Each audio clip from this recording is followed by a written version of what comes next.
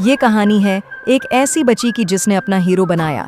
कराची की छठी जमात की तालबा गुमामा के लिए इसके दादा ही उसके असल हीरो थे। जब स्कूल में तकरीरी मुकाबले का ऐलान हुआ तो उसने अपने दादा के बारे में ही बोलने का फैसला किया।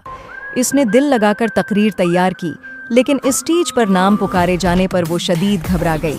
इसकी ये हालत देखकर हाज़रीन में बैठे उसके दादा उसके पास आए और नरमी से कहा, बेटा, बस ये सोचो कि तुम ये कहानी मुझे सुना रही हो। दादा के इन अल्फाज ने जादू कर दिया और गुमामा का सारा खौफ खत्म हो गया।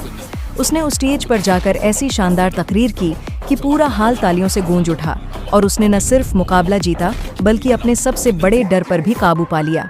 ये कहानी हमें सिखाती है कि हर बच्चे को ज़िंदगी में एक ऐसे हकीकी हीरो की ज़रूरत होती है जो उसे हौसला दे और उसकी सलाहियतों को निखारे, चाहे वो वालिद की सूरत में हो, दादा की, या कोई भी ऐसा करीबी रिश्ता जिससे वो बात कर सके।